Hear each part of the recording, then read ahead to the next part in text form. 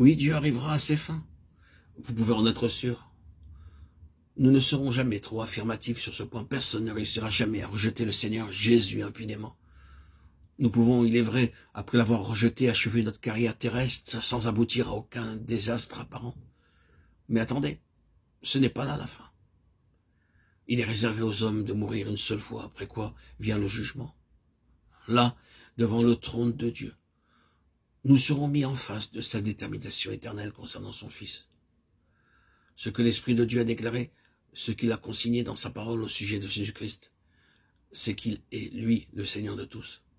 Rien ni personne ne peut faire qu'il en soit autrement. Et nous avons à prendre parti dans un sens ou dans l'autre. Mais c'est là le côté négatif, et j'espère bien qu'il est superflu d'insister sur cet aspect de la question. Il est bon, cependant, de nous souvenir qu'en face de ces grandes réalités divines, nous ne pouvons pas passer outre, comme si ces questions n'existaient pas. Essayer de les rejeter, prétendre les ignorer, croire qu'on peut les mettre de côté, c'est simplement ajourner la crise. Un jour ou l'autre, nous nous retrouverons en face de la souveraineté de Dieu, et il faudra bien que nos yeux s'ouvrent alors à la réalité des choses. D'autre part, aussi longtemps que nous cherchons à esquiver notre Seigneur, nous perdons quelque chose de ce que Dieu tenait en réserve pour nous, quand il l'a fait Seigneur et Christ. Mais à côté de cet aspect sévère de l'autorité de droit qui appartient au Seigneur Jésus, il y a l'autre aspect. C'est non seulement le fait d'une détermination et d'un acte de Dieu que Jésus-Christ soit ainsi Seigneur, mais c'est une nécessité pour nous. C'est notre besoin le plus pressant. Nous avons besoin que le Seigneur Jésus soit vraiment le Seigneur de tous. Le monde lui-même en a besoin. Ce qu'il faut au monde à l'heure actuelle,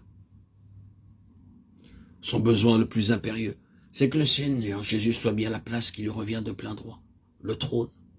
Nous pouvons naturellement émettre cette opinion dans un sens tout à fait général, sans que la situation du monde en soit affectée. Ce que nous disons dans un endroit du globe aussi insignifiant que celui où nous sommes n'a peut-être pas grande portée. Du reste, vous pouvez dire la chose où vous voulez, vous pouvez la clamer sur les toits, sans que cela ne fasse aucune différence. Et pourtant c'est vrai. Le besoin actuel du monde, c'est Jésus-Christ, et Jésus-Christ avec toute l'autorité qui s'attache à son titre de Seigneur.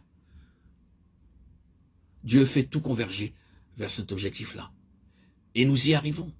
Oui, c'est lui qui tient le monde, et tout ce qui s'y passe tend vers ce but. Jamais encore le monde n'a été dans un état pareil. Nous sommes unanimes à reconnaître ce qu'il y a d'infiniment sérieux dans la situation actuelle.